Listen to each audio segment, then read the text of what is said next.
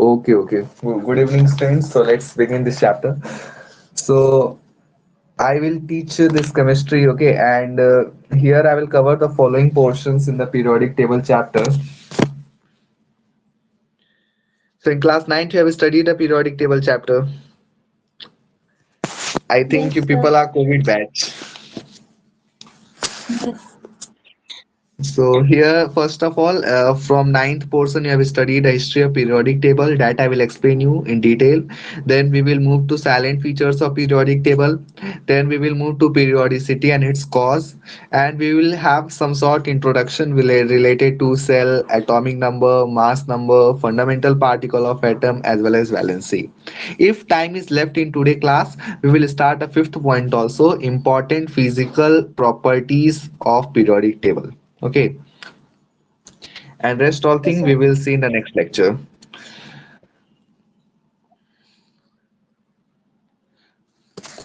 Okay, so we'll start. Just a minute.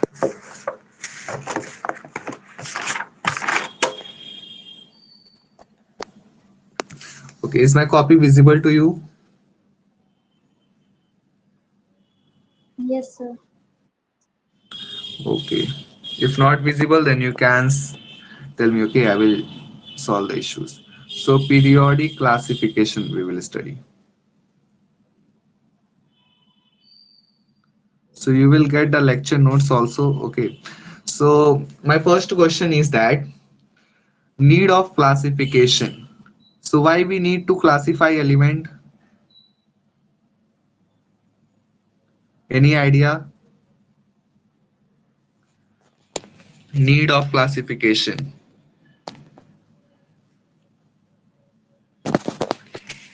Do you have any idea why we need classification of elements?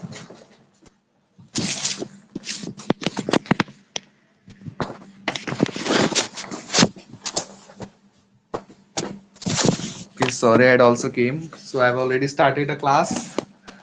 So you can just cooperate with me.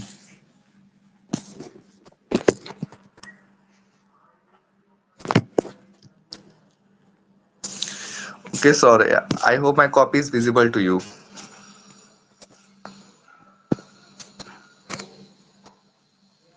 So we will understand need of classification. So my first question to you, why do we need to classify elements?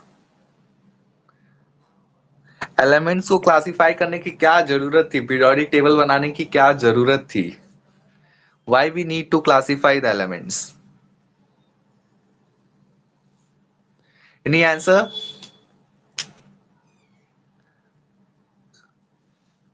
Children, any answer?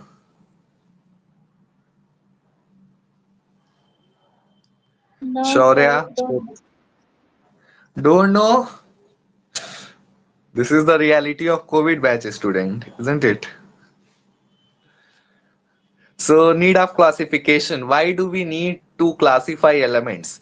So to make the study of element easier, okay, to make the study of element, you will write along with me. As I am writing, you can also write in your copy. So to make the study of elements easier, we need to classify elements. ठीक है, अगर elements को हम क्या कहते हैं, अगर properly classify ना करें तो 118 एलिमेंट है, उन 118 एलिमेंट को याद करने में बहुत ज्यादा दिक्कत होगी. इसी वजह से एलिमेंट्स की पढ़ाई या फिर एलिमेंट्स के बारे में जो उनकी प्रॉपर्टीज है जानने के लिए एलिमेंट्स को एक प्रॉपर क्लासिफिकेशन दिया गया. उसी क्लासिफिकेशन को एक टेबुलर फॉर्म में अरेंज किया गया और उसी टेबल को हम क्या कहते हैं? पीरियोडिक टेबल, है ना. तो एक सिंपल सा रीजन है, to make the study of elements easier. To make the study of elements easier, we need to classify the elements. Clear? Yes, sir. ये एक बहुत बेसिक सा डिफिनेशन है, बहुत ज्यादा बोर्ड एग्जाम में क्वेश्चन आता है कि हम एलिमेंट्स को क्यों क्लासिफाई करना चाहते हैं. तो to make the study of elements easier we need to classify the elements. You can remember this statement. To make the study of elements easier we need to classify the element. So you can put it as a question number 1 in your notebook, that why do we need to classify elements? So to make the study of element very easier, we need to classify the elements. Next, moving to the periodic table. So, do you have any idea related with the definition of periodic table? What is periodic table? Do you have any idea what is periodic table?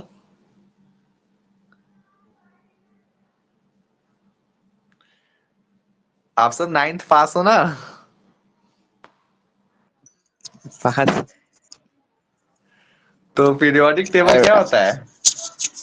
Periodic table जिसमें अलग arrange है, जिसमें period और column, period और group arrange है, वैसा कोई table है भाई periodic table. Yes, so if you want to know proper definition in the chemistry, so it is defined as arrangement of elements in tabular form, okay, according to their properties. It's called as periodic table. So you will write along with me. It is defined as the arrangement of, writing तो मेरी समझ में आ रही है? It is defined as arrangement of elements in tabular form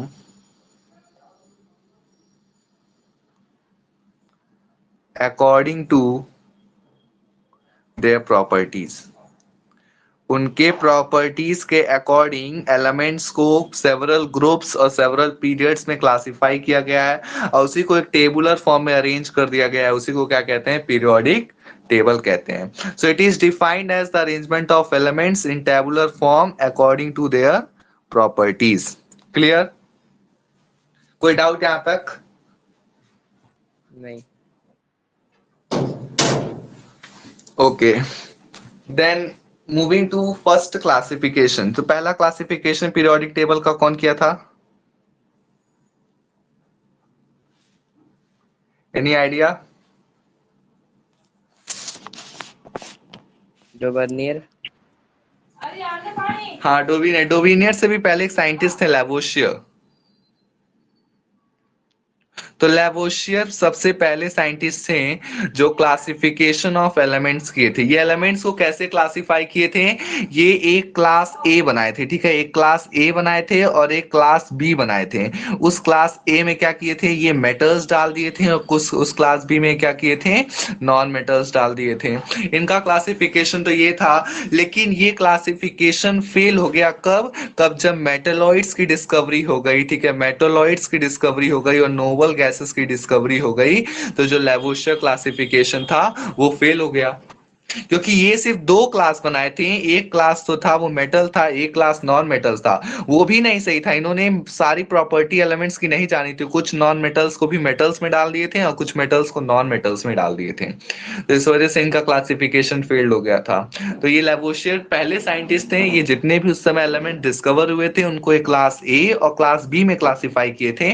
class ए में इन्होंने metals को arrange किया था, क्लास बी में इन्होंने नॉन मेटल्स को अरेंज किया था, ठीक है। लेकिन इनका क्लासिफिकेशन फेल हो गया इन केस ऑफ मेटलॉइड्स, ठीक है। जब मेटलॉइड्स और नोबल गैसेस की डिस्कवरी हुई तो इनका क्लासिफिकेशन फेल हो गया। और ये क्या किए थे? और ये कुछ एलिमेंट्स की प्रॉपर्टी बिना पढ़े इन्होंने क्या कहते हैं, मेटल्स को नॉन मेटल्स में डाल दिया था, नॉन मेटल्स को मेटल्स में डाल दिया था। इस वजह से इनका क्लासिफिकेशन फेल हो गया था। क्या आप लोग 9th में पढ़े थे? सेकेंड क्लासिफिकेशन किसका आया था? डोबिनियर का आया था, है ना। डोबिनियर क्लासिफिकेशन, क्या कोई बता सकता है डोबिनियर क्लासिफिकेशन क्या होता है? डोबिनियर का लॉ क्या था? Any idea? हाँ, वो 3 एलिमेंट्स को जो सेम सिमिलर प्रॉपर्टीज वाले को एक साथ रखे थे। हाँ, तो ये एलिमेंट्स को एक फॉर्म में अरेंज किए थे, ठीक है। उस फॉर्म को हम क्या कहते हैं? Any idea? ट्राइड्स। ट्राइड्स मतलब group of 3 elements is called as triads.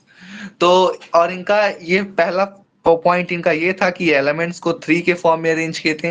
दूसरा पॉइंट जो इन्होंने कहा था, जो 3 एलिमेंट्स मान लेते हैं, एक एलिमेंट ए है, एक एलिमेंट बी है, एक एलिमेंट सी है।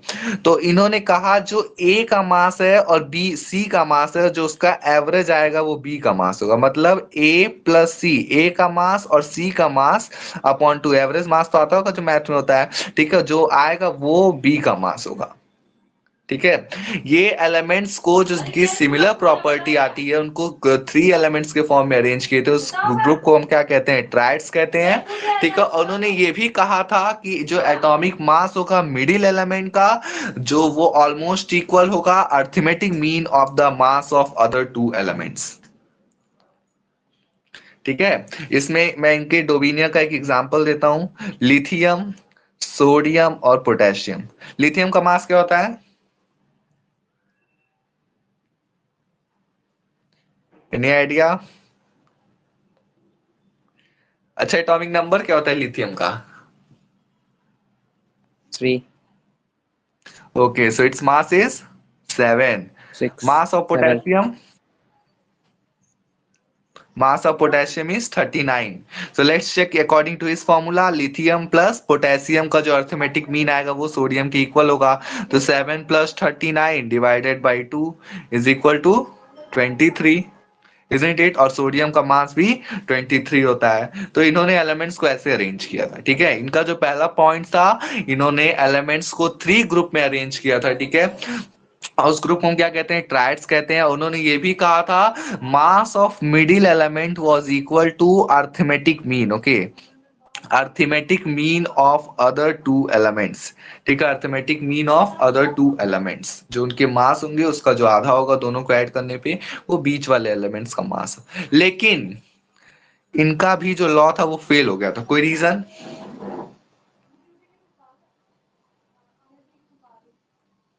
Any reason?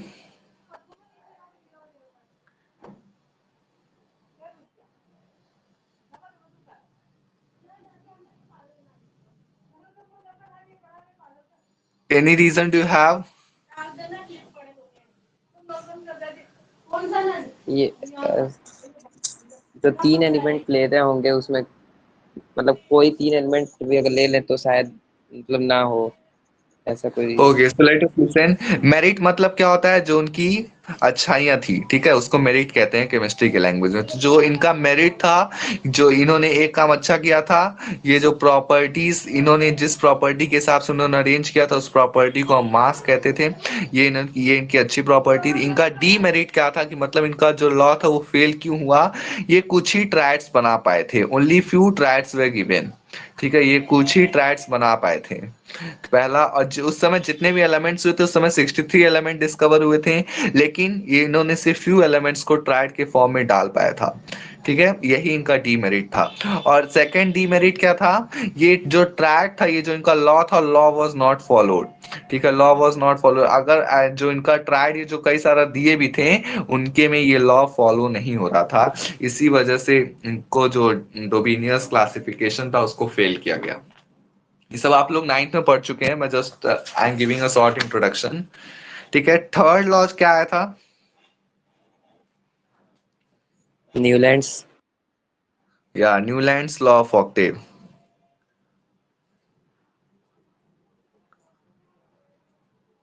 तो न्यूलैंड्स लॉ ऑफ ऑक्टेव क्या कहे थे?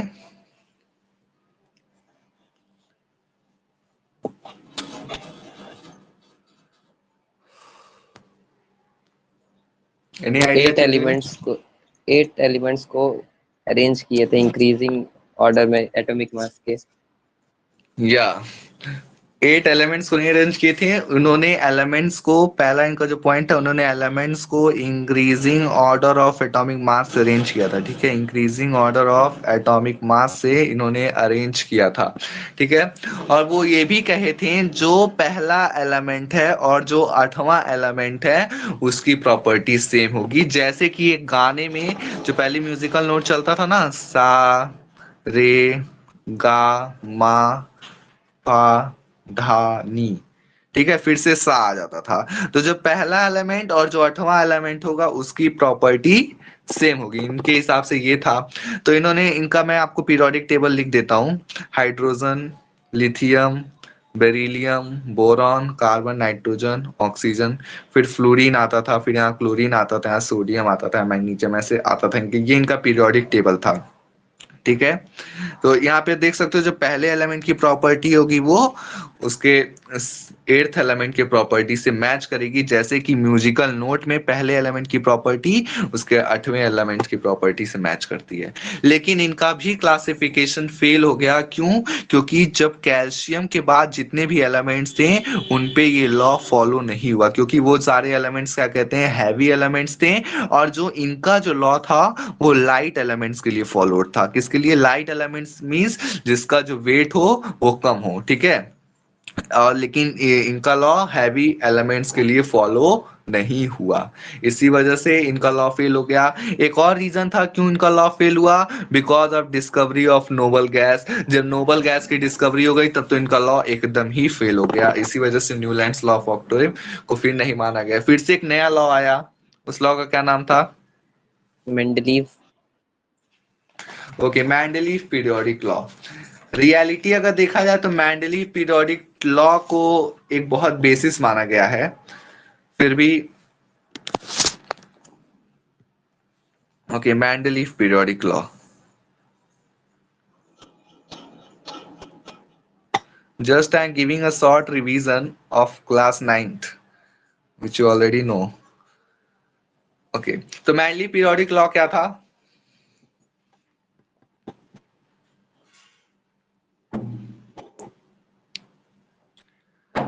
वो एटॉमिक मास से अरेंज किए थे एलिमेंट्स के। ओके, पहला प्रॉपर्टी जो इनका था वो एटॉमिक मास पे एलिमेंट्स को अरेंज किए थे।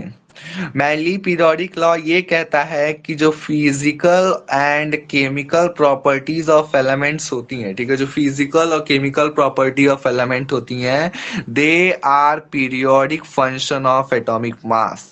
ठीक है, जो फिजिकल और केमिकल एलिमेंट्स जो प्रॉपर्टी होती है एलिमेंट्स की, वो एटॉमिक मास के बेसिस पे होती है। Periodic function, sorry, periodic function ये है। पीरियोडिक फंक्शन मतलब कि ये एटॉमिक मास पे डिपेंड करती हैं, ठीक है। जो फिजिकल केमिकल प्रॉपर्टी एलिमेंट की होती है, they are periodic function of their atomic mass. Okay, तो इन्होंने क्या किया था, ये इनके अगर आप पीरियोडिक टेबल इनका देखोगे तो ये मैक्सिमम 7 पीरियड्स बनाए थे, ठीक है, और ये 9 ग्रुप्स बनाए थे। लेकिन इनके इनके पीरियोडिक टेबल से हमको स्ट्रेंथ लेवल पे कुछ लेना देना नहीं है। इनका भी जो पीरियोडिक टेबल है ये फेल हुआ था। क्यों फेल हुआ था?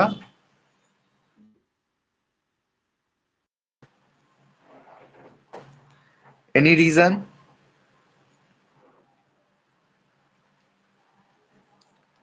ठीक है, तो इनका हम कुछ मेरिट देख लेते हैं कि इनके पीरियोडिक टेबल से हमको फायदा हुआ। इनकी पीरियोडिक टेबल से हमको ये फायदा हुआ,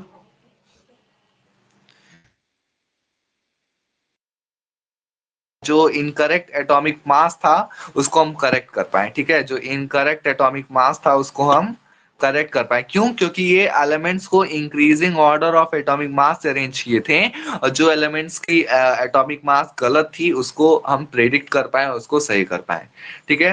सेकेंड इनका क्या था कि हम कुछ एलिमेंट्स की वैलेंसी भी करेक्ट कर पाए जब एलिमेंट्स को इंक्रीजिंग ऑर्डर ऑफ एटॉमिक मास से अरेंज किया गया, ठीक है। और थर्ड क्या था, ये एलिमेंट्स को टेबुलर फॉर्म में दिए थे। आपकी बुक में इनका पीरियोडिक टेबल दिया होगा, आप वहां देख सकते हो, ठीक है। ये एलिमेंट्स को टेबुलर फॉर्म में, just a minute,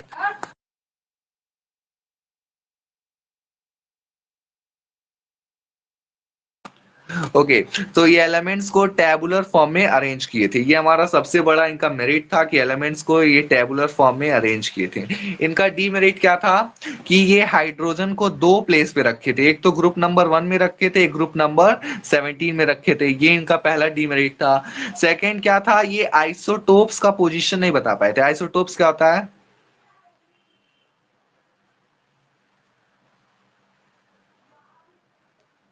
what is meaning of same atomic isotopes? Number, same atomic number होता है, डिफरेंट मास नंबर होता है।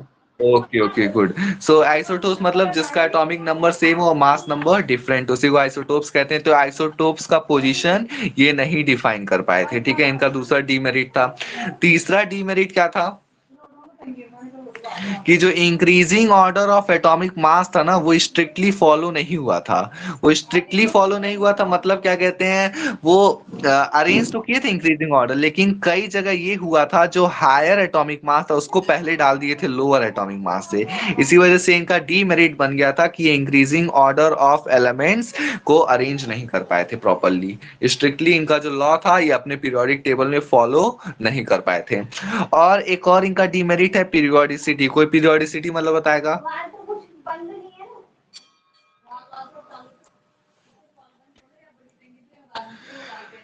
What is meaning of periodicity children?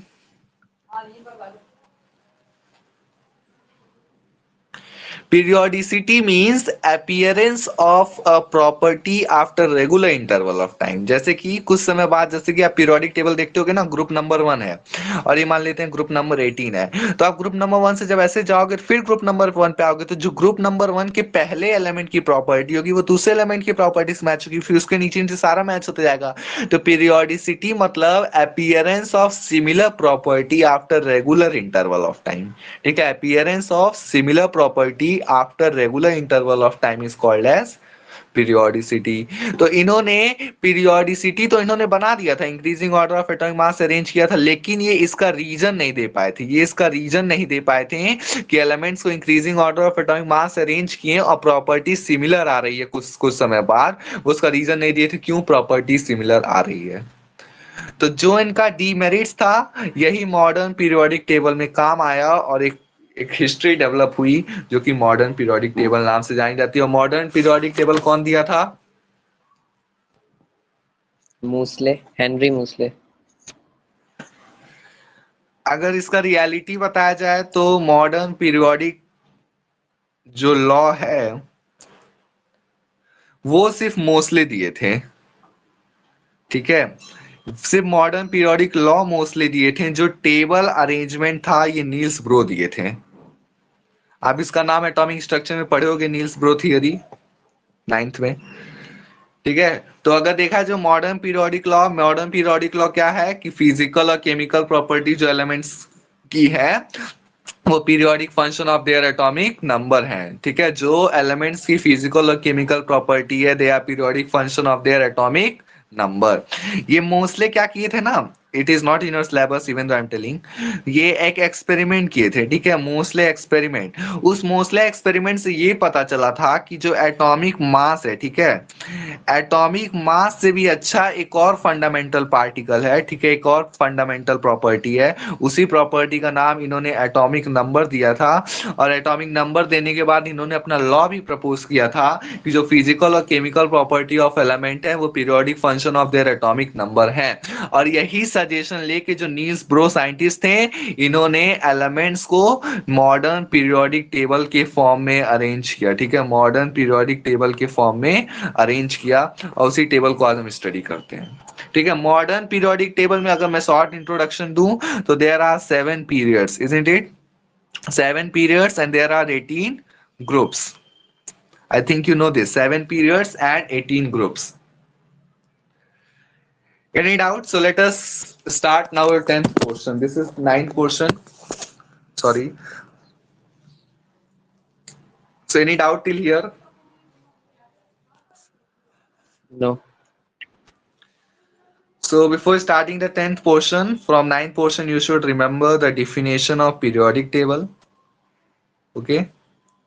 You must remember modern periodic law.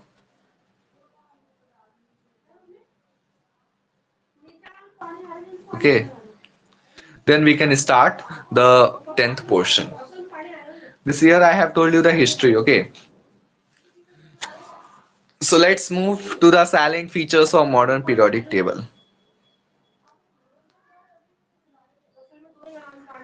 So I will upload you the notes. Okay, notes I will upload you in the study material section. You can watch that notes. Okay.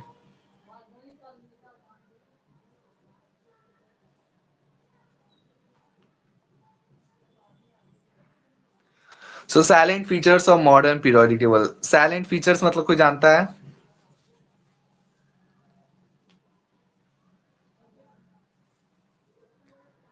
हैं? Any idea? Silent features of modern periodic table.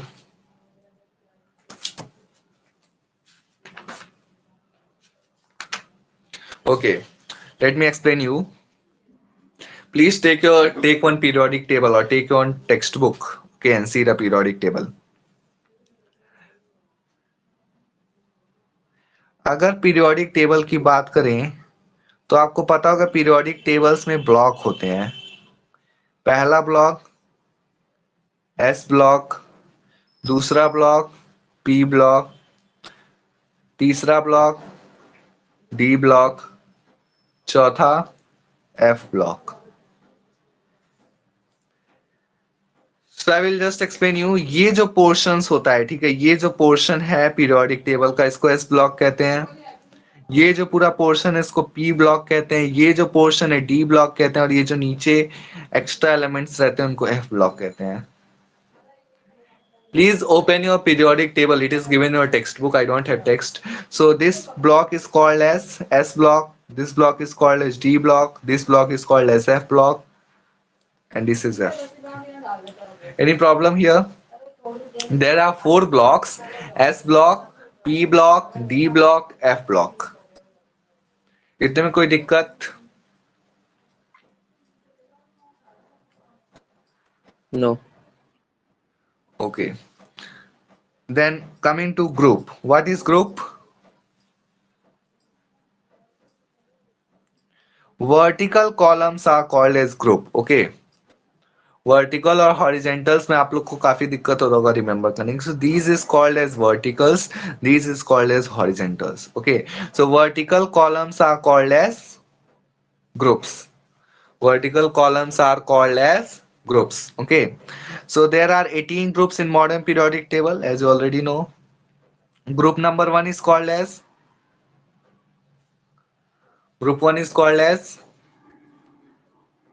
Alkali metal. Representative. okay, it is called as alkali metals. Group 1 is called as alkali metals. Group 2 is called as Alkaline metals. Earth. alkaline earth metals. Alkaline earth metals. These is two. Group 1 is called as alkali metals. Group 2 is called as alkaline earth metals. Now tell me reason why group 1 is called as alkali metals. Group 1 is called as alkali metals because they are forming strong alkali with water. ठीक है, group 1 is called as alkali metals because it is forming strong alkali. What is meaning of alkali? Water soluble bases are called as alkali. In your third chapter it is there. Water soluble bases are called as alkali. So group 1 is called as alkali metal because it is forming strong alkali with the water. Okay, because it is forming strong alkali with the water. Group number 2 is called as alkaline earth metal. Why? Because it is forming weaker alkali. Okay, it is forming weaker alkali comparison to group 1. ठीक है, group 1 के हिसाब से ये थोड़ा सा weak alkali बनाता है, इसीलिए इनको alkaline earth metals कहते हैं.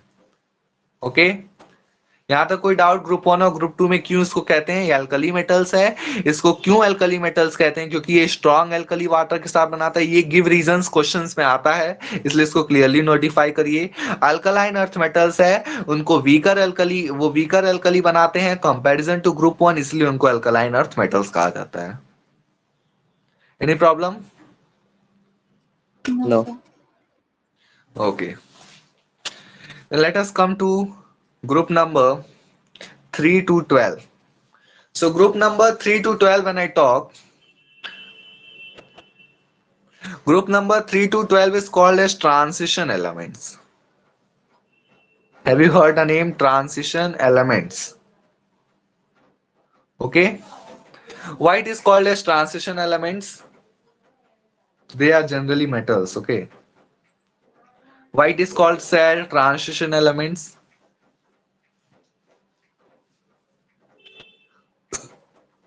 Any idea?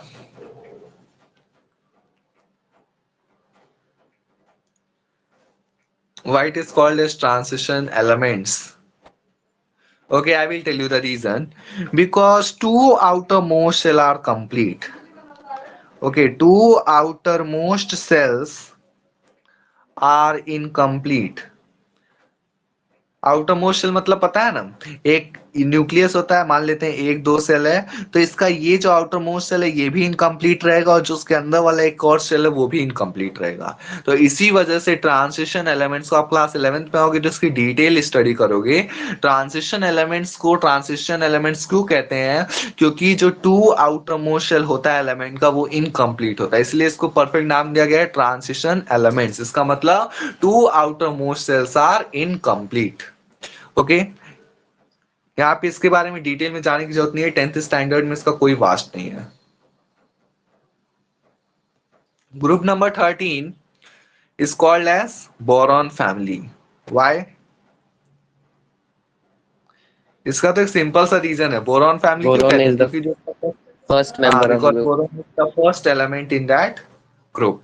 Okay, group number 14 is called as carbon family, क्योंकि इसका ही पहला एलिमेंट कार्बन है। Group number 15 is called as nitrogen family. कई जगह निकोजन्स एग्जाम्पल दिया होगा, ठीक है, इसको अलग नाम से जानते हैं निकोजन्स, उससे हमसे कोई लेना देना नहीं है, इसे कॉल्ड एज नाइट्रोजन फैमिली, क्योंकि इसका पहला एलिमेंट नाइट्रोजन होता है। Group number 16 is called as oxygen family. इसका एक नाम है चैलोजेंस, ये बहुत ज्यादा इंपॉर्टेंट नाम है। इसको चैलोजेंस क्यों कहते हैं, क्योंकि ये ओर बनाता है। और आपको मैं मेटलर्जी में बताऊंगा डिटेल में और क्या होता है। ये ऑक्सीजन फैमिली जो ग्रुप 16 एलिमेंट है, इसको चैलोजेंस कहते हैं क्योंकि ये ओर फॉर्मिंग एलिमेंट्स होते हैं। ठीक है, coming to group number 17, group number 17 is called as halogens. Halogens, halo means salt, ठीक है, जेंस मतलब सॉल्ट। फॉर्मर। हाँ, तो ये सारे साल्ट बनाते हैं, इसीलिए हम इनको हेलोजेंस कहते हैं। And last is group number 18। Group number 18 सबको पता होगा, ये नोबल गैसेस नोबल होते गैस। हैं, या फिर इसको इनर्ट गैसेस भी कहते हैं, या फिर इसको जीरो ग्रुप भी कहते हैं। ठीक है, क्योंकि ये बहुत ज्यादा स्टेबल होते हैं, ये कोई रिएक्शन नहीं करते हैं, इसी कारण ग्रुप 18 एलिमेंट्स को हम नोबल गैस कहते हैं। यहां तक किसी को कोई doubt?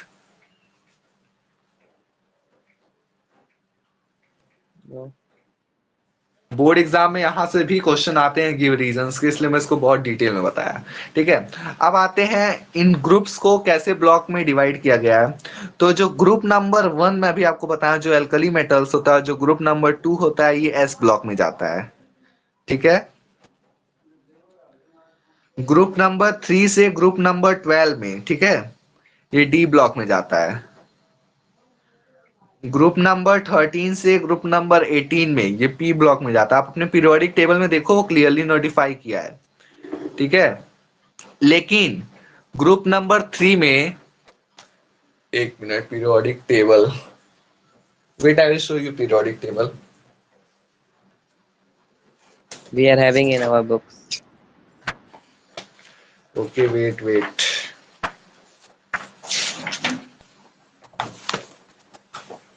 Okay, here you can see this 2 block is called as S block, till here to here it is called as P block. Okay, and these elements are called as D block, and this is F block. Okay, blocks are clear. Then let us move to period. मुझे कोई बताएगा what is period? Horizontal columns. Yeah, not horizontal columns, horizontal rows are called as periods. Rows. Sorry. Horizontal rows are called as periods. Okay, so there are 7 periods, you know, 1 2 3 4 5 6 7. First period is called as shortest. क्यों इसको shortest कहते हैं, क्योंकि इसमें 2 elements होता है। Second और third is called as short, है ना। इसको क्यों शॉर्ट कहते हैं, क्योंकि इसके पास 8 एलिमेंट्स होते हैं। Fourth period is and fifth period is called as long, क्यों, क्योंकि इनके पास 18 एलिमेंट होते हैं। 6 और 7 इज कॉल्ड एज लॉन्गेस्ट, क्यों, क्योंकि इनके पास 32 एलिमेंट होते हैं। कोई प्रॉब्लम? No. एक आरबीआई है, मैं अगर आरबीआई मतलब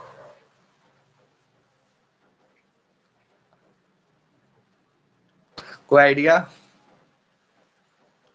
आरबीआई मतलब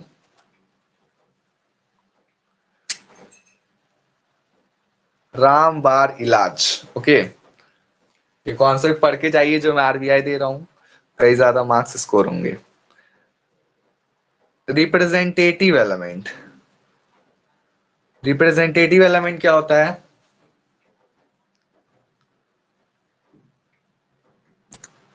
कोई आइडिया? यस ब्लॉक और पी ब्लॉक में जो एलिमेंट्स आते हैं उनको रिप्रेजेंटेटिव एलिमेंट्स कहा जाता है, या फिर मेन ग्रुप एलिमेंट्स कहा जाता है, या फिर नॉर्मल एलिमेंट्स। ठीक है, उनको मेन ग्रुप एलिमेंट्स भी कहा जाता है, या फिर उनको नॉर्मल एलिमेंट्स भी कहा जाता है। एस और पी ब्लॉक में जो एलिमेंट्स आते हैं, एस मतलब ग्रुप नंबर 1 और ग्रुप नंबर 2, और पी मतलब ग्रुप नंबर 13, 14, 15, 16, 17, 18। ओके, तो ये जितने ग्रुप के एलिमेंट्स होते हैं और ये जितने ग्रुप के एलिमेंट्स होते हैं, इनको रिप्रेजेंटेटिव एलिमेंट्स कहते हैं, या फिर नॉर्मल एलिमेंट्स कहते हैं, या फिर मेन ग्रुप एलिमेंट्स कहते हैं। यहाँ तक कोई दिक्कत?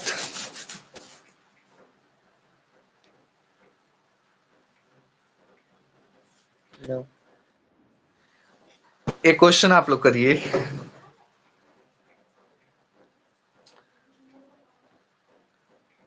Why F block elements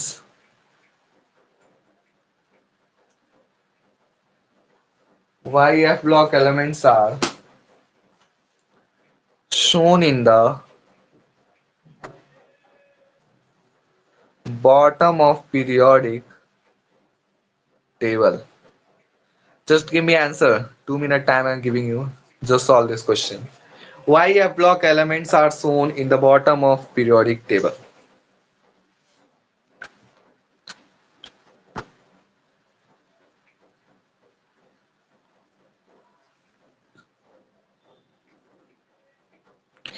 किसी का हुआ?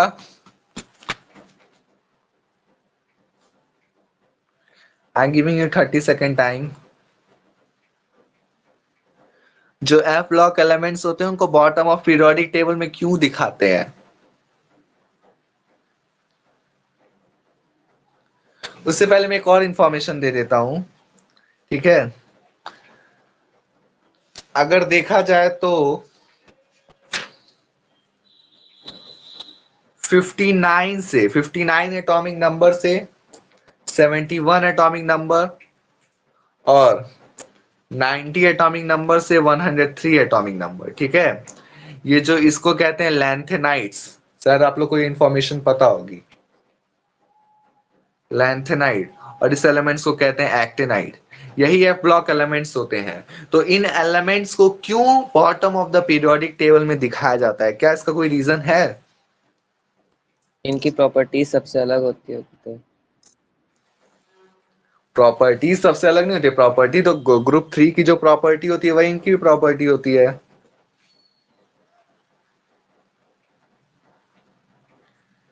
You will write this question in your notebook. Why F block elements are shown in the bottom of periodic table? I am giving you answer. Listen, because they are very large in number. Okay, the F block elements जो है वो बहुत ज्यादा अपने number में, मतलब देखिए group 3 में, आप ग्रुप 3 में देखते होंगे 4 एलिमेंट्स आप अरेंज कर पाते होंगे, लेकिन here you can see they are large in number. और अगर इसको पीरियोडिक टेबल में डाला जाए, ये जितने भी सारे हैं पीरियोडिक टेबल में अगर उनको डाल दिया जाए जो एफ ब्लॉक एलिमेंट्स हैं, तो वो पीरियोडिक टेबल का शेप वो बिगाड़ देंगे। इसी वजह से उनको bottom of the periodic table में डाला जाता है। जो ग्रुप 3 के एलिमेंट्स होते हैं वो लार्ज इन नंबर, बहुत ज्यादा होते हैं अपने नंबर्स में, ठीक है। आप मेनली देख सकते हो वो अप्रॉक्स मुझे लगता है 32 एलिमेंट्स अप्रॉक्स होंगे। तो they are very large in number, तो इसी वजह से उसको main body of the periodic table में नहीं डाला जाता है, bottom of the periodic table में जाया जाता है। क्योंकि अगर उनको मेन पीरियोडिक टेबल में डाल दिया गया तो वो उसका शेप बेकार कर देंगे। इसी वजह से F block elements are shown in the bottom of periodic table. I think 2000 कुछ ईयर में ये बोर्ड में आया था, why F block elements are shown in the bottom of periodic table. इसका रीजन यही था क्योंकि अगर उनको मेन पीरियोडिक टेबल में डाल दिया गया तो वो उसका शेप बेकार कर देंगे। इसी वजह से उनको मेन पीरियोडिक टेबल में नहीं डाला जाता है, ठीक है। एक और छोटा सा इंफॉर्मेशन है, typical elements. What is meaning of typical elements?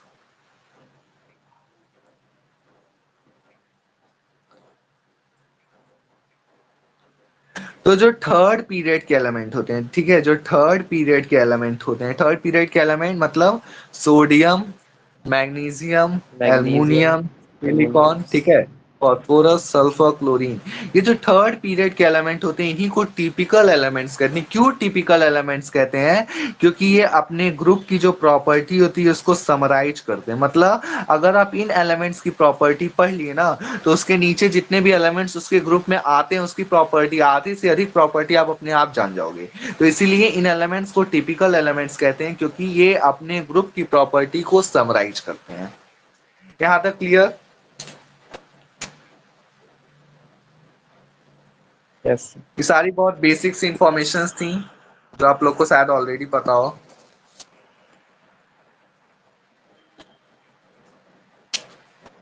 Saurabh Singh, it is clear? I don't know about you when I'm asking.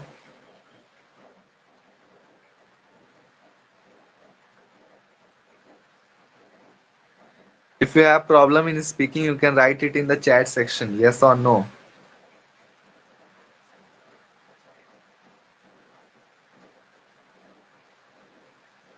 Periodicity.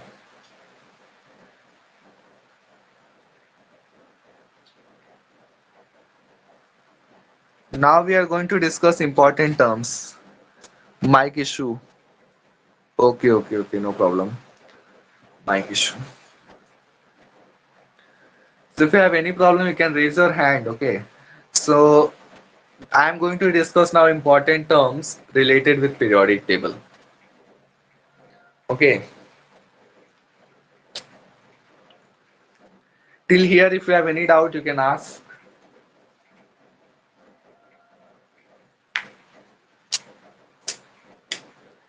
If you don't have doubt, then I will ask.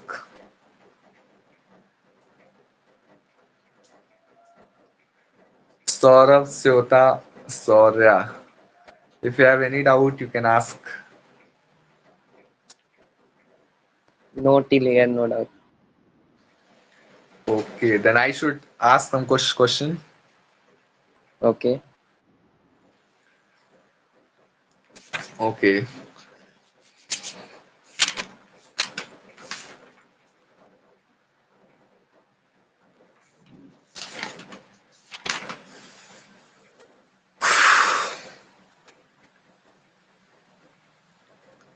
Okay, let's begin periodicity. Till here, I don't think some questions will become. Okay, so here from here, this is very important topic, periodicity. Okay, please listen carefully. Already I told you the meaning of periodicity means properties. You can write along with me in your rough copy so you can learn the definitions. Properties that reappears at regular intervals. ऐसी property जो after certain interval of time पे फिर से repeat हो जाए, उसी phenomena को हम पीरियोडिसिटी कहते हैं. ठीक है. जो property that reappears at regular interval is called as periodic properties and the phenomena is called as periodicity. Okay, learn the definition properly. Properties that reappear at regular interval is called as periodic properties and the phenomena is called as periodicity.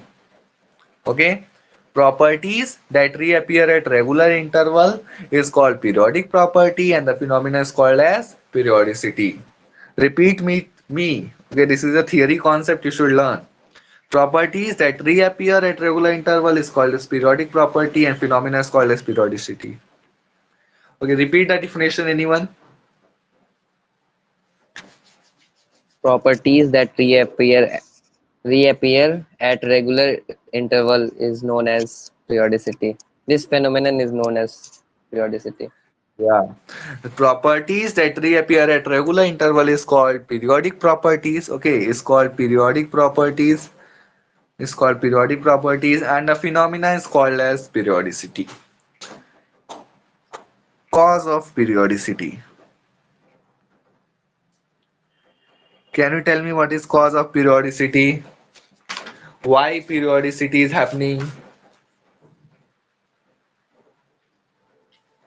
Recurrence of similar electronic configuration. Okay, okay. Similar electronic configuration. Everyone know what is electronic configuration?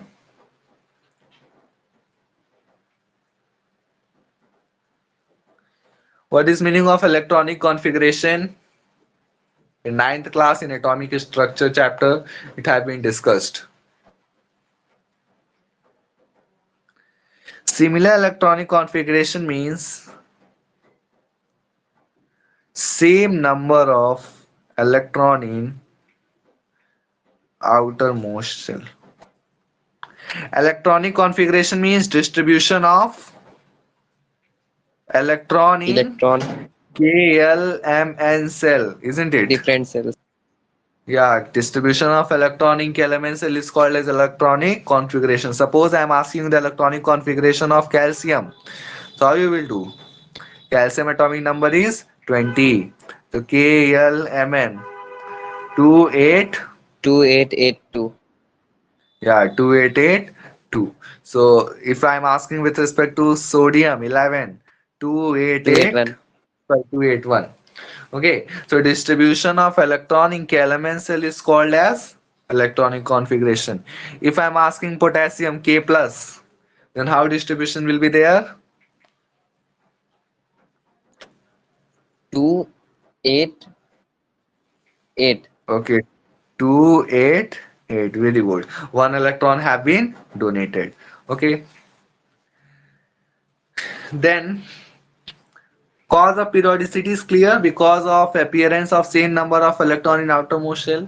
जब मैं periodic properties discuss करने जा रहा हूं तो उसमें आपको ये कॉज ऑफ पीरियोडिसिटी बहुत क्लियर हो जाएगा. अभी इतना याद कर लीजिए, because of appearance of similar electronic configuration, इसका मतलब same number of electron in outermost shell, इसी वजह से पीरियोडिसिटी होता है. पीरियोडिसिटी होता क्या है?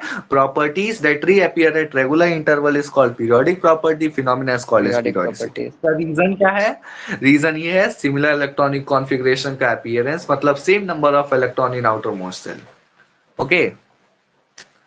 Till here, if you have any doubt, you can ask. Otherwise, I'll move to orbits. No doubt. Okay. So orbit is revolve. See, electron is revolving around the nucleus. You know, this nucleus is there. Yes. Inside nucleus there is proton and neutron. Nucleus is a dense particle. Dense particle means इसकी density बहुत ज्यादा होती है. ठीक है. तो electron इसके around कई सारे सेल्स होते हैं. उस सेल्स का नाम अभी आप पढ़ो KLMN सेल. ठीक KLMN. है. तो electron is revolving around the nucleus at certain path. Circle. Okay, this path is circular path. ऐसा इमेजिन किया गया है, पता नहीं रियलिटी में होता है कि नहीं, लेकिन ऐसा इमेजिन कर लिया गया है. ठीक है. तो electron is revolving around the nucleus in circular path and that circular path is called as orbits. Orbit. Clear? I will write a definition. Electron revolve around the nucleus. Okay, electron revolve around the nucleus in certain circular path, and that circular path is called as orbits. Okay, and that circular path is called as orbits. Clear. जो electron है वो nucleus, अब आप atomic structure में already पढ़ रखे हो, जो इलेक्ट्रॉन है वो न्यूक्लियस के अराउंड रिवॉल्व करता है एक सर्कुलर पाथ में. उसी सर्कुलर पाथ को ऑर्बिट कहते हैं. उसको सेल्स भी कहा जाता है, उसको एनर्जी लेवल्स भी कहा जाता है. ठीक है, उसका कई सारा नेम है. ठीक है, तो ऑर्बिट्स इस चैप्टर में हम जब भी बात करेंगे हम ऑर्बिट नाम लेंगे, क्योंकि जब आप 11th में पहुंचोगे ये सारी चीजें अलग होती है, लेकिन अभी आप लोग के लिए सेम है. ऑर्बिट्स को एनर्जी लेवल्स भी कहते हैं, सेल्स भी कहते हैं. ठीक है. इसके रिस्पेक्ट में एक टॉपिक में डिस्कस करना चाहूंगा, एटॉमिक नंबर. कोई बताएगा एटॉमिक नंबर की definition?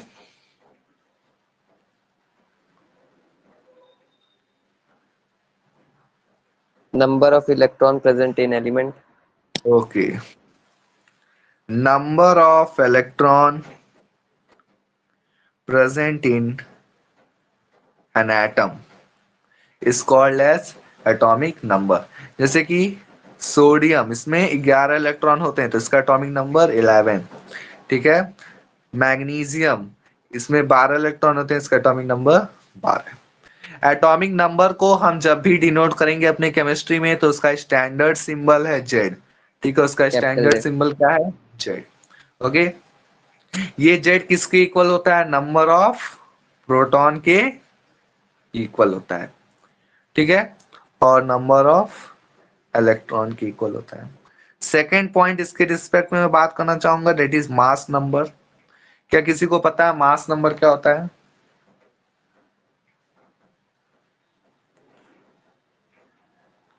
Mass number, Total number of proton and neutron. या total number of proton and neutron is called as mass number. Mass number का सिंबल रिप्रेजेंटेशन ए है. ठीक है, A is equal to P plus N. ठीक है, जितना number of proton होगा उतना नंबर ऑफ न्यूट्रॉन होगा. प्रोटॉन को आप किससे रिप्रेजेंट कर सकते हो? जेड से. तो A is equal to Z plus N. और अगर आपको कहीं जेड निकालना है तो Z is equal to A minus N. मतलब atomic number is equal to mass number minus neutron. ये सारे फॉर्मूले आपके 9th में काम आए होंगे, है ना? Okay, then next concept I want to discuss, that is fundamental particle of atom. These are the basic of periodic table, इसलिए मैं डिस्कस कर रहा हूं कि आगे आप लोग को दिक्कत ना आए. ठीक है, fundamental particles of atom. Fundamental particle, when I talk, there are three fundamental particle, electron, proton and neutron. ठीक है, आपको पता ही होगा इसका मास नेग्लाइबल होता है. इसका मास अप्रॉक्स सेम होता है 1.673 इंटू 10⁻⁻23. ठीक है. चार्ज की बात करें, इस पे निगेटिव चार्ज रहता है, इस पे पॉजिटिव चार्ज रहता है, इस पे न्यूट्रल चार्ज रहता है. यही इतना इन्फॉर्मेशन मुझे देना था फंडामेंटल पार्टिकल ऑफ एटम पे. इलेक्ट्रॉन पे निगेटिव चार्ज रहता है, प्रोटॉन पे पॉजिटिव चार्ज, न्यूट्रॉन पे न्यूट्रल चार्ज. ठीक है, नेक्स्ट मुझे जो डिस्कस करना, that is number of shells. क्या नंबर ऑफ सेल्स आप लोग को पता है क्या होता है? तो एक एटम में आपको के, एल, एम, एन, ये सब सारी चीजें बताई गई हैं. तो यही अगर सोडियम की बात करें तो सोडियम के पास 11 होता है, 2, 8, 1. इसके पास कितने सेल्स हुए? 3 cells. ओके, इसके पास 3 सेल्स हुए. ठीक है, अगर हम बात करें फॉस्फोरस की बात करते हैं. ठीक है, तो 15, 2, 8, 5, इसके पास कितने सेल हुए? 3. 3 हुए. तो यही चीज हमको जाना. अब हम इसका ट्रेंड देखते हैं. ठीक है, ट्रेंड मतलब down the group, down the group. मैं इसको कई जगह टॉप टू बॉटम भी लिखूंगा. ठीक है, टॉप से बॉटम. इस समय आपको पीरियोडिक टेबल अपने हाथ में रखना है. डाउन द ग्रुप या फिर टॉप द बॉटम, मतलब आप नीचे, ऊपर से नीचे जा रहे हो. ठीक है, ग्रुप में. तो जब आप ऊपर से नीचे ग्रुप में जा रहे हो तो आप ये बताओ, जो नंबर ऑफ सेल्स होंगे, ठीक है, जो नंबर ऑफ सेल्स होंगे वो बढ़ेंगे या घटेंगे? क्या बढ़ेंगे. होंगे? Increase. बढ़ेंगे. अब इसका रीजन क्यों ये बढ़ेंगे?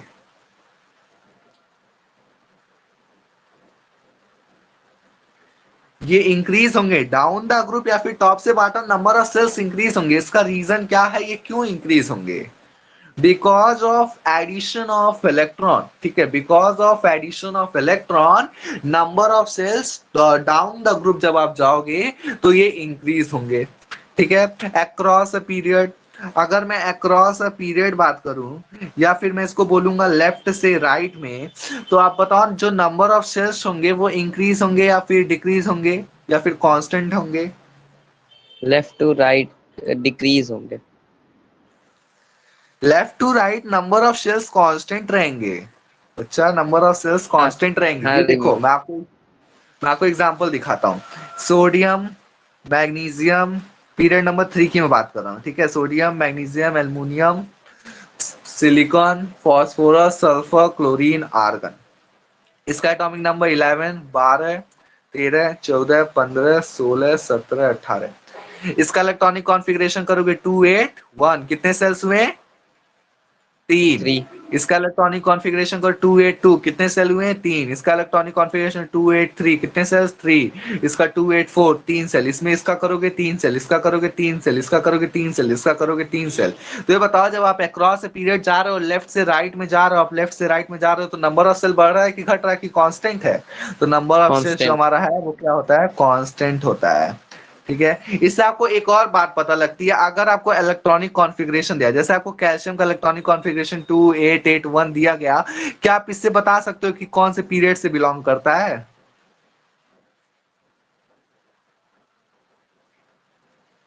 हाँ, बता सकते। कौन से पीरियड से बिलोंग करेगा? तो जितने नंबर ऑफ शेल होंगे, ठीक है, जितने नंबर ऑफ शेल फोर्थ होंगे पीरियड। उतना ही नंबर ऑफ पीरियड होगा। तो इसमें कितने नंबर ऑफ शेल है? 4 नंबर ऑफ शेल है, ये चौथे फोर्थ। पीरियड से बिलोंग करता है। ठीक है। जैसे मैं आपको एग्जांपल देता हूँ, लिथियम, सो 2A21, तो ये इसमें कितने सेल्स हैं? 3 सेल हैं, सॉरी 2 सेल हैं। तो ये कितने, कौन से पीरियड से बिलोंग करेगा? सेकंड पीरियड से बिलोंग करेगा। सेकंड। तो ये बात भी याद रखिए, क्योंकि क्वेश्चन आएगा, आपको नंबर ऑफ शेल्स या फिर इलेक्ट्रॉनिक कॉन्फ़िगरेशन दिया जाएगा और पूछा जाएगा कि ये नंबर ऑफ पीरियड बताइए, या फिर नंबर ऑफ पीरियड दिया जाएगा, उससे नंबर ऑफ शेल पूछा जाएगा। रिलेशन याद रखिए, जब आप डाउन द ग्रुप आ रहे हैं, ठीक है, जब आप डाउन द ग्रुप आ रहे हैं तो नंबर ऑफ शेल्स इंक्रीज होगा। क्यों होगा? क्योंकि एडिशन ऑफ इलेक्ट्रॉन। ठीक है। अगर यहां पे बात की जाए अक्रॉस अ पीरियड लेफ्ट से राइट में अगर आप जाना चाह रहे हैं, तो नंबर ऑफ शेल्स होंगे वो कांस्टेंट होंगे। ठीक है। यहां तक कोई दिक्कत? ये ट्रेंड आपको याद रखना है, तभी आगे की प्रॉपर्टीज आप जान पाओगे। Okay. Okay. Okay, then let's move to next topic, that is valency. Do you know what is valency? Sharing and accepting of electron. Okay. I'll give you a proper definition. When you are lower standard, you people are learning combining capacity of element is called as combining capacity of element is called as valency. ये आप बहुत छोटे थे तब आप ये definition में भी पढ़ते होगे, क्लास 6th 7th 8th जो भी हो। Combining capacity of element is called as valency, but your 10th standard you should learn standard definition. You can write the number of electron gained, comma, shared or loosed during chemical reaction is called as valency. You learn this definition now only. Number of electron gained, comma, shared or loosed during chemical reaction is called as valency. This is a standard definition. Okay, the number of electron gained, shared or loosed during chemical reaction is called as valency. एक example देता हूं, जैसे कि आप मान ले sodium, इसका atomic number 11 होता है। अगर ये एक इलेक्ट्रॉन लूज कर दे, ठीक है, एक इलेक्ट्रॉन किसी को दे दे, तो ये Na+ बन जाएगा। ठीक है। तो इसका जो एटॉमिक नंबर रहेगा वो तो 11 रहेगा, लेकिन इस केस में जो इसका नंबर ऑफ इलेक्ट्रॉन होगा वो 11 होगा और नंबर ऑफ जो प्रोटॉन होगा वो 11 होगा। लेकिन एक इलेक्ट्रॉन इसने लूज कर दिया, तो इस केस में नंबर ऑफ जो इलेक्ट्रॉन होगा वो 10 होगा, लेकिन नंबर ऑफ प्रोटॉन 11 ही रहेगा। प्रोटॉन कभी नहीं बदलेगा। ठीक है, इतना याद रखिएगा, प्रोटॉन कभी नहीं बदलेगा। अगर गेन या फिर शेयर या लूजेशन केमिकल रिएक्शन में हो रहा है तो इलेक्ट्रॉन पे ही चेंजेस आएंगे। अगर सोडियम एक इलेक्ट्रॉन लूज किया तो जो इसकी वैलेंसी होगी वो कितनी होगी? जो इसकी वैलेंसी होगी वो 1 होगी। ठीक है। More example I give you, just wait. Let's talk with respect to chlorine. Chlorine का एटॉमिक नंबर 17। अगर ये आप इसका वैलेंसी करोगे तो 2, इलेक्ट्रॉनिक कॉन्फ़िगरेशन करोगे 287। अभी ये स्टेबल नहीं है। स्टेबल होने के लिए आपको रूल पता है, ऑक्टेट रूल पता है कि लास्ट जो वैलेंस सेल है उसमें 8 इलेक्ट्रॉन आने चाहिए। लेकिन यहाँ पे देख रहे हो इसमें लास्ट वैलेंस सेल में 8 इलेक्ट्रॉन नहीं है, तो ये 7 इलेक्ट्रॉन डोनेट नहीं कर सकता, क्योंकि अगर डोनेट किया जाए, ठीक है, डोनेट किया जाए या फिर एक्सेप्ट किया जाए तो लॉस ऑफ एनर्जी होता है। इतना कॉन्सेप्ट दिमाग में याद रखिए। अगर डोनेट किया जाए या फिर एक्सेप्ट किया जाए तो लॉस ऑफ इलेक्ट्रॉन अगर होगा तो लॉस ऑफ एनर्जी भी होगा, या फिर गेन ऑफ इलेक्ट्रॉन होगा तब भी लॉस ऑफ एनर्जी होगा। तो इस केस में ये 1 इलेक्ट्रॉन लेना पसंद करेगा, ना कि 7 इलेक्ट्रॉन देके अपनी एनर्जी लूज करना। जितना वो 1 इलेक्ट्रॉन लेगा उससे कम एनर्जी, उससे ज्यादा एनर्जी उसको लगेगी 7 इलेक्ट्रॉन देने के लिए, इसलिए 1 इलेक्ट्रॉन एक्सेप्ट करेगा। जब ये 1 इलेक्ट्रॉन एक्सेप्ट करेगा तो ये Cl माइनस बन जाएगा। और मैं आपको डिफिनेशन क्या बताया हूं, जितना नंबर ऑफ इलेक्ट्रॉन गेन किया जा रहा है या फिर शेयर किया जा रहा है या फिर लूज किया जा रहा है, वही क्या कहते हैं, वैलेंसी होती है ना। तो क्लोरीन ने 1 इलेक्ट्रॉन गेन किया तो इसकी वैलेंसी कितनी हो गई, 1 हो गई। क्या सोडियम और क्लोरीन की आपको क्लियर हो गई कॉन्सेप्ट, सोडियम और क्लोरीन का कॉन्सेप्ट। इसमें इस केस में अगर देखा है 17 इलेक्ट्रॉन थे, लेकिन 1 इलेक्ट्रॉन मिल गया तो इसमें 18 इलेक्ट्रॉन हो गए, लेकिन 17 प्रोटॉन यहां भी थे और 17 प्रोटॉन यहां भी रहेंगे। इसी वजह से इसमें 1 इलेक्ट्रॉन एक्स्ट्रा हो जाता है, जिसकी वजह से एक निगेटिव चार्ज आ जाता है एलिमेंट पे। क्या समझ में आया आपको? और I shall explain once more. Saurabh Singh, Shweta, समझ आ गया। सर आ गया समझ। Okay, what's about Saurabh?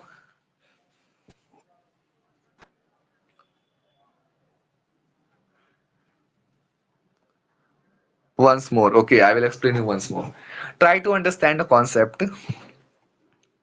This is sodium, ठीक है, atomic number 11, electronic configuration 281। इतना याद आपको मेरे ख्याल से बहुत लोअर क्लासेस में आप लोग ने पढ़ रखा होगा। जो मेटल होता है ये लॉस ऑफ इलेक्ट्रॉन करना पसंद करता है। क्यों? क्योंकि इसके पास मेनली 1, 2, 3 इलेक्ट्रॉन इसके वैलेंस सेल में होते हैं। क्या आपको वैलेंस सेल की इंफॉर्मेशन पता है? जो आउटर मोस्ट शेल होता है, ठीक है, जो आउटर मोस्ट शेल होता है वही वैलेंस सेल होता है। तो मेटल्स के केस में मेनली उनके आउटर मोस्ट शेल में 1 इलेक्ट्रॉन, 2 इलेक्ट्रॉन और 3 इलेक्ट्रॉन रहते हैं, ठीक है। तो ये हमेशा लॉस ऑफ इलेक्ट्रॉन करना पसंद करता है। और अगर नॉन मेटल्स की मैं बात करूं, उनकी केस में 5, 6, 7 इलेक्ट्रॉन रहते हैं, तो ये इलेक्ट्रॉन को एक्सेप्ट करना पसंद करते हैं, ठीक है। उसका रीजन भी मैं आपको बताया, क्योंकि because of loss of energy, ठीक है। और अगर नोबल गैसेस हैं तो उनके आउटर मोस्ट शेल में 8 इलेक्ट्रॉन होते हैं, ना ये एक्सेप्ट करना पसंद करते हैं ना ये लॉस करना पसंद करते हैं, ठीक है। और जो मेटलॉइड्स होते हैं उनके में क्या कहते हैं, 4 इलेक्ट्रॉन होते हैं आउटर मोस्ट शेल में। तो ये आइदर शेयर भी कर सकते हैं, गेन भी कर सकते हैं। इसका डिटेल मैं आपको बॉन्डिंग में बताऊंगा, ठीक है। इसका डिटेल आप यहाँ पे समझिए। जो मेटल्स होता है वो लॉस ऑफ इलेक्ट्रॉन करना पसंद करता है, इतना याद कर लीजिए। और जो नॉन मेटल्स होता है वो एक्सेप्ट ऑफ इलेक्ट्रॉन करना पसंद करता है। जो नॉन मेटल्स के केस में अगर आप वैलेंस इलेक्ट्रॉन देखेंगे तो 5, 6, 7 होगा, या फिर मेटल्स के केस में देखेंगे तो 1, 2, 3। मैं इसका एग्जांपल आपको देता हूं। मान लेते हैं कैल्शियम, ठीक है। तो कैल्शियम एक मेटल है ना। इसका एटॉमिक नंबर 20 होता है। मैंने आपको क्या कहा था, मेटल्स के केस में उसका आउटर मोस्ट शेल में 1, 2 या फिर 3 इलेक्ट्रॉन होंगे। तो इसका इलेक्ट्रॉनिक कॉन्फ़िगरेशन करिए 2, 8, 8, 1 इसका इलेक्ट्रॉन, सॉरी 2, 8, 8, 2 इसका इलेक्ट्रॉनिक कॉन्फ़िगरेशन होगा, ठीक है। तो आप यहां देख सकते हैं उसके आउटर मोस्ट शेल में 2 इलेक्ट्रॉन है, जो कि मैं आपको कहा था मेटल्स के केस में या फिर 1 होगा, 2 होगा या फिर 3 होगा। एक नॉन मेटल का एग्जांपल मैं देता हूं। नॉन मेटल का एग्जांपल मैं दूं आपको, क्लोरीन मान लेते हैं या फिर हम फ्लोरीन मान लेते हैं, ठीक है। फ्लोरीन का एटॉमिक नंबर 9 होता है। तो इसका इलेक्ट्रॉनिक कॉन्फ़िगरेशन करोगे 2,7 होगा। मैंने आपको क्या कहा था, नॉन मेटल्स के केस में उसका आउटर मोस्ट शेल में 5, 6 या 7 इलेक्ट्रॉन होंगे। तो यहाँ पे आप देख सकते हो फ्लोरीन के केस में इसका आउटर मोस्ट शेल में 7 इलेक्ट्रॉन है। यहां तक कॉन्सेप्ट क्लियर हुआ कि मेटल्स क्या करना पसंद करता है, नॉन मेटल्स क्या करना पसंद करता है। मेटल्स लॉस ऑफ इलेक्ट्रॉन करना पसंद करता है, non metals except of electron करना पसंद करता है। तो सोडियम की बात करते हैं। अगर सोडियम में देखिए 281 है, ये स्टेबल नहीं है। आपको ये ऑक्टेट रूल पढ़ा होगा ना आप लोगों ने 8th में, सॉरी 9th में और 8th में पढ़ा होगा। तो ऑक्टेट रूल की अगर मैं बात करूं तो ऑक्टेट रूल मतलब कि जो वैलेंस सेल होता है उसमें 8 इलेक्ट्रॉन चाहिए, है ना। ऑक्टेट रूल में वैलेंस सेल में 8 इलेक्ट्रॉन चाहिए। में, लेकिन यहाँ पे वैलेंस शेल में एक इलेक्ट्रॉन है। और आपको पता है ये क्या है, ये मेटल्स है, और मेटल्स की क्या पहचान होती है, लॉस ऑफ इलेक्ट्रॉन करना पसंद करते हैं, है ना। जब ये सोडियम एक इलेक्ट्रॉन लूज करेगा, ठीक है, एक इलेक्ट्रॉन लूज करेगा, तो ये इसके ऊपर एक पॉजिटिव चार्ज आएगा। ये पॉजिटिव चार्ज क्यों है, मैं इसका रीजन अभी आपको बताता हूं। इस सोडियम में अगर आप देखोगे तो 11 इलेक्ट्रॉन थे और 11 प्रोटॉन थे, लेकिन अगर इसके केस में मैं बात करूं Na+ के, जब ये एक इलेक्ट्रॉन लूज कर दिया, तो एक इलेक्ट्रॉन लूज किया मतलब ये 11 से 10 इलेक्ट्रॉन हो गए, लेकिन प्रोटॉन पे कोई इफेक्ट नहीं जा रहा है, इसलिए 11 प्रोटॉन हो गए। अब ये बताइए, पॉजिटिव चार्ज और निगेटिव चार्ज अगर रहे तो कैंसिल हो जाता है। तो अगर इसके पास 10 इलेक्ट्रॉन है और 11 प्रोटॉन, मतलब 10 निगेटिव चार्ज और 11 पॉजिटिव चार्ज, तो इसका 10 और इसके 10 से कैंसिल हो जाएगा, एक पॉजिटिव चार्ज बचेगा, और वही एक पॉजिटिव चार्ज Na+ पे आ जाता है। क्या यहां तक कॉन्सेप्ट क्लियर हुआ? Yes sir. मेटल्स के केस में ऐसा होता है, मैंने आपको बहुत डिटेल डिस्क्रिप्शन दिया कि अगर वो 11 इलेक्ट्रॉन है तो एक इलेक्ट्रॉन लूज करता है, ठीक है।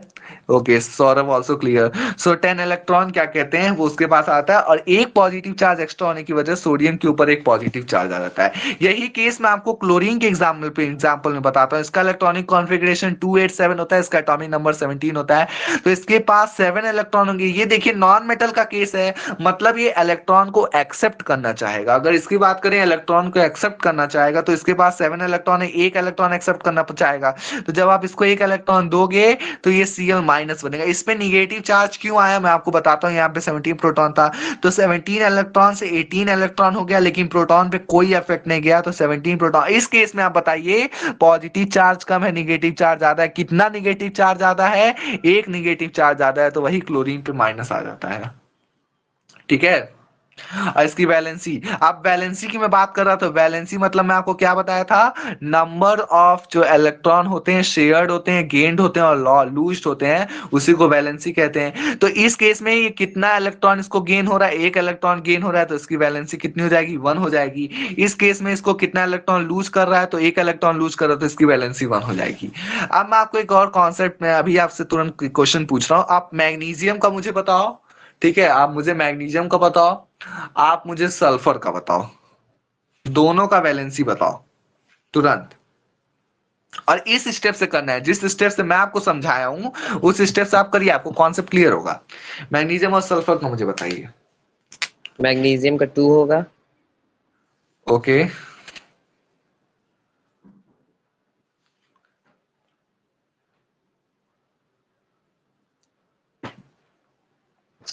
और सल्फर का भी 2 ही होगा, ओके, लेकिन सल्फर का कैसे किया गया? पॉजिटिव 2 होगा और मैग्नीशियम का नेगेटिव 2।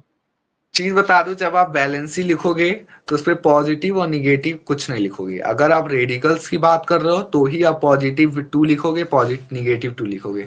मैं वैलेंसी के कॉन्सेप्ट की बात करूं तो 2 इसका आंसर है। क्या सौरभ ये आंसर आया, श्वेता आंसर आया?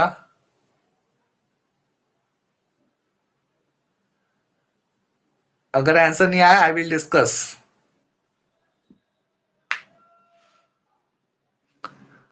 Okay Saurabh, okay Shweta, yes sir, okay. What's about Saurabh, answer आ गया? मैग्नीशियम का एटॉमिक नंबर 12 होता है, सल्फर का 16 होता है। Okay Saurabh, no sir. Okay okay, let me explain you. Magnesium 12 electron, इसका एटॉमिक नंबर 12 से मतलब 12 इलेक्ट्रॉन 12 प्रोटॉन। इसका इलेक्ट्रॉनिक कॉन्फ़िगरेशन करो सौरभ, 282 आएगा। ओके, और इसको मैंने आपको बताया मेटल का केस है। जहां भी आप आउटर मोस्ट शेल में 1 2 3 इलेक्ट्रॉन देखो, कह दो मेटल का केस है, ठीक है, मेटल का केस है। इतना हो गया है, ओके, इतना हो गया तो कोई बात नहीं, मेटल का केस हो गया, ठीक है। अब आपको पता है 2 इलेक्ट्रॉन, मेटल की प्रॉपर्टी क्या होती है, लॉस ऑफ इलेक्ट्रॉन। तो ये 2 इलेक्ट्रॉन लूज करेगा स्टेबल होने के लिए। जब ये 2 इलेक्ट्रॉन लूज करेगा तो ये क्या बनाएगा, Mg, और ये जितना इलेक्ट्रॉन लूज करता है उतना उस पर पॉजिटिव चार्ज आ जाता है, क्योंकि ये मेटल है। यहां तक आया, समझ में आया? क्यों ये 2 पॉजिटिव चार्ज आया, मैं इसका रीजन वही बता रहा हूं। यहां तक आया?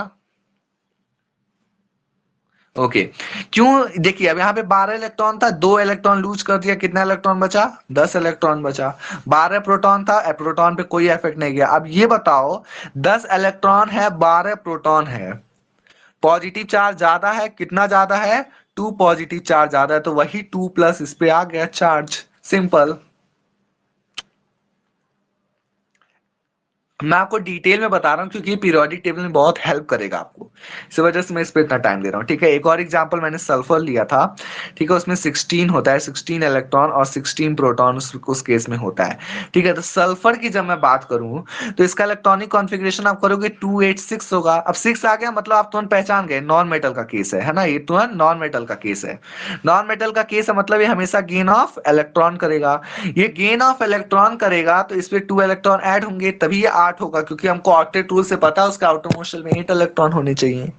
अगर आपको ऐसा पता है तो उसका सल्फर पे यस 2 माइनस आएगा। ये अगर गेन कर रहा है तो निगेटिव चार्ज, और अगर लूज कर रहा है तो पॉजिटिव चार्ज। ठीक है, अब यहाँ पे देखिए इस केस में इसका इस 16 इलेक्ट्रॉन था, 16 प्रोटॉन था, लेकिन ये 2 इलेक्ट्रॉन और पा गया तो 18 इलेक्ट्रॉन हो गया। प्रोटॉन पे कोई इफेक्ट नहीं गया। अब बताइए इस केस में पॉजिटिव चार्ज आता है कि निगेटिव चार्ज आता है?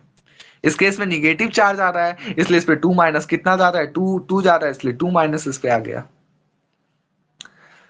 सौरभ क्लियर हुआ?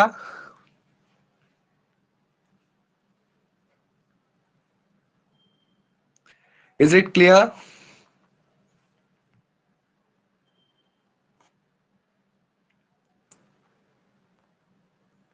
Yes sir, okay. अगर क्लियर हो गया तो मैं आपको कुछ होमवर्क क्वेश्चन दे रहा हूं। सारे लोग, I will upload in the homework section. आपको होमवर्क अपने कॉपी पे करके उसका फोटो लेके होमवर्क सेक्शन में अपलोड करना होगा। ठीक है, तो इस केस में आप निकालोगे एल्युमिनियम का, ठीक है, और फास्फोरस का। ये 2 होमवर्क है। इस प्रोसेस से, जिस प्रोसेस से मैं आपको बताया हूं कि आप डिटेल डिस्क्रिप्शन में जा सको, ठीक है, उस प्रोसेस से आपको करके इन दोनों का इलेक्ट्रॉनिक कॉन्फ़िगरेशन निकाल के इनकी वैलेंसी निकाल के पूरा स्टेप आपको रिप्रेजेंट करके होमवर्क में सबमिट करना है। ठीक है, यहां तक क्या किसी को कोई डाउट है?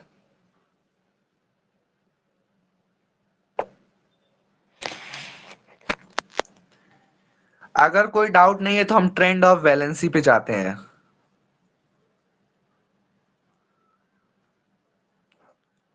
Sorya, where he had gone? No problem, you understand. Trend of valency. और आप यहाँ पे एक चीज मैं वेरी क्लियरली इंडिकेट कर दूं, here you are studying live classes in your phone, so phone is a better distraction, okay? So avoid using the phones, Instagram, WhatsApp, whatever during the class time, okay? Since this is a teachment, if you are not present in the class, it will show your attendance properly, okay? So I want 100% attendance daily. So that's why I'm telling you, please be in the class only, and your main focus should be here because there are very less time. I think 4 months left for your board examinations. So as I am doing hard work, you must do hard work and gain a good marks in your board examinations. Okay, let us come to trend of valency. When I trend of valency means when you will go down the group. तो अगर आप down the group जा रहे हो, क्या कोई मुझे बताएगा कि वैलेंसी पे कोई इफेक्ट जाएगा या नहीं? वैलेंसी इंक्रीज होगी, डिक्रीज होगी या फिर कांस्टेंट रहेगी? डाउन द ग्रुप और top, sorry, left to right means across a period. आप बताओ वैलेंसी बढ़ेगी कि घटेगी कि कांस्टेंट रहेगी? मुझे इसका आंसर सौरभ देगा, ठीक है, कोई और नहीं देगा इसका आंसर। डाउन द ग्रुप आप जाओगे तो वैलेंसी बढ़ेगी, घटेगी या कांस्टेंट रहेगी? थोड़ा सा आप टाइम लो और मुझे आंसर बताओ।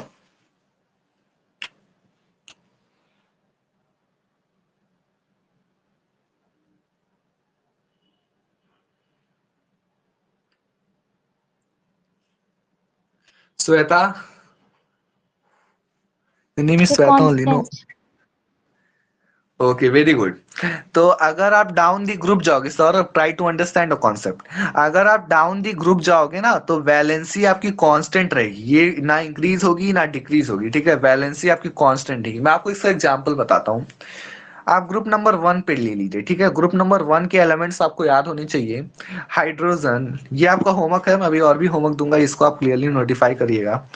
तो हाइड्रोजन, लिथियम, ठीक है, सोडियम, पोटेशियम, रुबीडियम, इतना ज्यादा याद करने की जरूरत नहीं है, आप यहाँ तक याद करो। 1, 3, 11, 19, आपको आपके सिलेबस में 20 एलिमेंट्स याद करने हैं आपको, लेकिन मेरे हिसाब से अगर आपको देखा जाए तो आपको 30 एलिमेंट्स याद हो जाने चाहिए, ठीक है। This is also homework, you have to learn the 30 elements, okay. How you will learn? By writing it many times, okay. Elements आप लिखिए, उसका एटॉमिक नंबर लिखिए, मास नंबर लिखिए, सारे का एटॉमिक नंबर, मास नंबर और उसका जो एलिमेंट का नेम है और सिंबल है वो सारे याद होने चाहिए। कहाँ तक? टिल 30 एलिमेंट्स, ठीक है। ये आपका एक और होमवर्क है, आप नोट कर सकते हैं। अब आते हैं हम अपने वैलेंसी के ट्रेंड पे। तो ग्रुप नंबर 1 की बात करें, हाइड्रोजन, लिथियम, सोडियम, पोटेशियम, ठीक है। इनका आप देखिए 1 है, 3 है, 11 है, 19 है एटॉमिक नंबर। इलेक्ट्रॉनिक कॉन्फ़िगरेशन करें, इसका 1 आएगा, इसका 2 1 आएगा, 2 8 1 आएगा, 2 8 1 आएगा। अब ये बताओ सौरभ, ये ध्यान से सुनो तुम, ये सारे मेटल्स हैं, आपको दिखा कि नहीं? इसके आउटर मोस्ट शेल में एक एक इलेक्ट्रॉन है, सारे मेटल्स हैं, है ना। ये सारे मेटल्स आपको यहाँ क्लियरली विजिबल हो रहा है, और आपको पता है कि जो मेटल्स हैं वो लॉस ऑफ इलेक्ट्रॉन करते हैं। तो क्या सारे एक एक इलेक्ट्रॉन लूज करेंगे? अगर वो एक एक इलेक्ट्रॉन लूज कर रहे हैं तो उनकी वैलेंसी 1 होगी। तो अगर आप किसी भी ग्रुप में जाएंगे, तो अगर आप डाउन द ग्रुप जा रहे हैं, तो जो उसकी वैलेंसी होगी वो कांस्टेंट होगी। मैं वैलेंसी ग्रुप में कैसे निकालते हैं, मैं इसका डिस्कशन लास्ट चैप्टर, मतलब इसी चैप्टर के लास्ट पोर्शन में करूंगा। अभी मैं आपको ये बस बता रहा हूं उसका ट्रेंड क्या होता है। जब आप डाउन दी ग्रुप जाएंगे तो जो वैलेंसी होगी वो कांस्टेंट होगी, ठीक है। जो वैलेंसी होगी वो कांस्टेंट होगी। यहां तक कोई दिक्कत सौरभ, समझ में आया डाउन द ग्रुप क्या हो रहा है?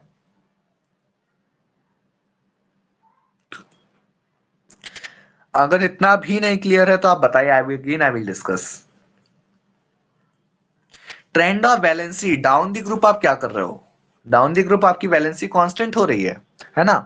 जब down the group valency constant हो रही है, तो अगर ग्रुप 1 में है तो 1 होगी, ग्रुप 2 में है तो 2 होगी, 13 में है तो 3 होगी, 14 में है तो 4 होगी, 15 में होगी 3, ठीक है। इतना आया समझ में? Tell Yes, sir. यस और no, then I shall move, okay. Saurabh is not any no response from Saurabh. Okay, no problem. If you have understood, you must write in the chat section. Next, I am moving from left to right. Left to right मतलब across a period. अगर across a period की बात मैं करूं, तो आप बताइए valency constant होगी या फिर इंक्रीज होगी या फिर डिक्रीज होगी? Increase. देखिए, आप थोड़ा सा पकड़ पाए कि जो वैलेंसी होगी, ठीक है, पहले आप थोड़ा दूर जाओगे तो ये इंक्रीज होगी, फिर बीच में कांस्टेंट होगी, फिर आप जाओगे तो डिक्रीज होगी, फिर आके 0 हो जाएगी। मैं इसका आपको बहुत क्लियर एक्सप्लेनेशन दे रहा हूं, अभी आप थोड़ा सा पहले ये ध्यान से सुन लीजिए। पहले ये इंक्रीज होगी, फिर 1 पे कांस्टेंट होगी, फिर डिक्रीज होगी, फिर आके 0 हो जाएगी। समझ में आ रहा है? Increase constant decrease 0, increase constant decrease 0, increase constant decrease 0। आइए अब इसका एग्जांपल डिस्कस करते हैं कैसे। मैं एक पीरियड की बात करता हूं, पीरियड नंबर 3 की बात करूंगा। Sodium, magnesium, aluminium, silicon, phosphorus, sulphur, chlorine, argon. Sodium की वैलेंसी 1, मैग्नीशियम की वैलेंसी 2। सौरभ, अगर ये नहीं क्लियर हो रहा है कि वैलेंसी कैसे निकालना है, आप मुझे बताइएगा, मैं आपको डिस्कस करूंगा, ठीक है। एल्युमिनियम की वैलेंसी 3, सिलिकॉन की वैलेंसी 4, फास्फोरस की वैलेंसी 5. फास्फोरस की वैलेंसी 5। 1. सौरभ देखो, फास्फोरस की वैलेंसी क्या होगी? फास्फोरस का एटॉमिक नंबर 15, 2 8 3 होगी।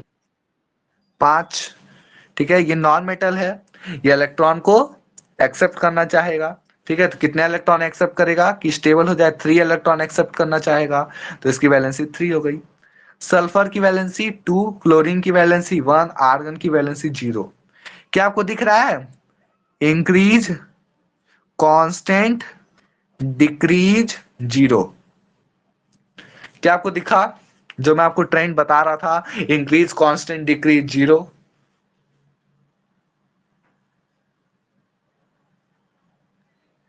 जो आपके सिलेबस में है, सिलेबस में आपके 20 एलिमेंट्स तक है, वहां तक आपको पूरा याद होना चाहिए, एकदम डिस्कस होना चाहिए पूरी वैलेंसी, इसलिए मैं पूरा टोटल डिस्कस कर रहा हूँ। ठीक है, सोडियम, मैग्नीशियम, एल्युमिनियम, यहाँ तक वैलेंसी इंक्रीज हुई, फिर एल्युमिनियम पे जाके कांस्टेंट हो गई, फिर फास्फोरस, सल्फर, क्लोरीन पे फिर डिक्रीज होना शुरू करी, फिर ऑर्गन पे आके 0 हो गए। तो इंक्रीज, कांस्टेंट, डिक्रीज, 0। ये आप ट्रेंड याद कर लो, increase, constant, decrease, 0। Increase, constant, decrease, 0। क्या क्लियर हुआ सबको? Yes. Okay, so tomorrow we will start the physical properties. ठीक है, till here for today. Just a minute.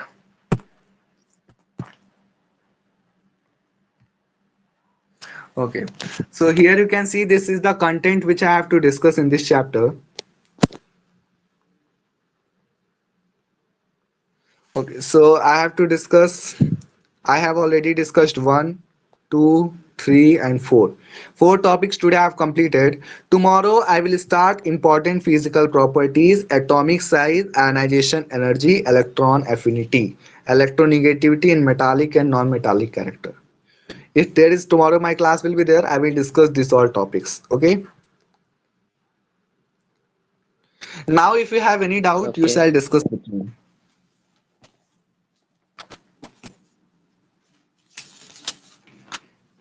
If today you have any doubt, you shall discuss with me. Then I will speak few lines for you.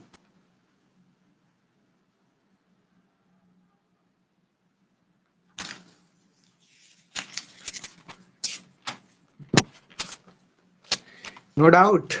Saurav, are you here present? Are you present here?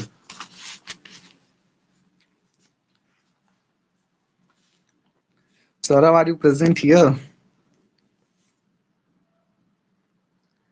Okay, he is not present. Network issue. Okay, okay, no problem.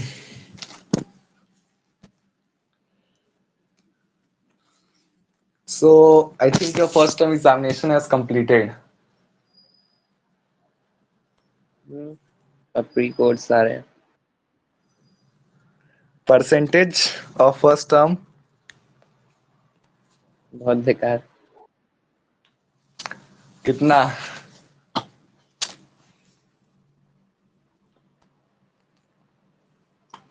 64। This is not good. You should work hard. When first term examination, you are scoring 60% across. What was marks in chemistry? Sweta, what was your marks in chemistry? Chemistry 56 नहीं 60 सम 61 और 62। You should work hard. Chemistry, computer, math, physics. These are subjects you can score 100 marks. Okay. सारे subject का पता, computer का नहीं पता। Computer का So computer you can totally score 100 marks. Okay, that is no teacher way. It is like Sanskrit. Okay, if you will write correct then correct, wrong then wrong. तो correct ही तो नहीं So पता कौन सा क्या लिखना है। करेक्ट प्रोग्रामिंग में ज्यादा गलतियां हो जाती हैं। yeah, but you should learn. Okay. There are few common programs that is must. It will come in board examination. That is fixed. So you should learn that. Few programs are fixed.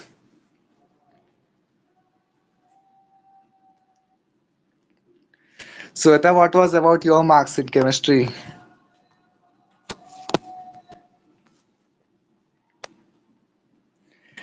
Any reply? तो याद नहीं है। Okay 64 उस हो रहा था subject शायद sir इसका। Okay okay okay no problem work hard still time is left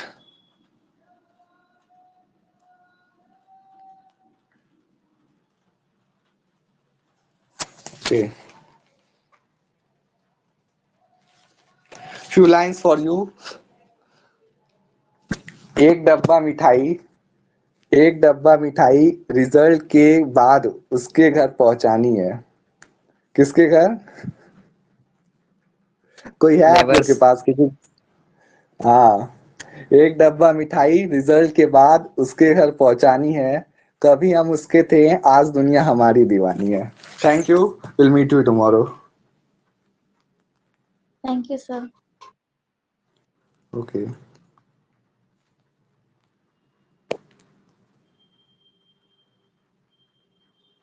आवाज ही नहीं क्लियर आई। क्या हुआ क्लियर आवाज ही नहीं आई थी। शायरी नहीं सुने नहीं।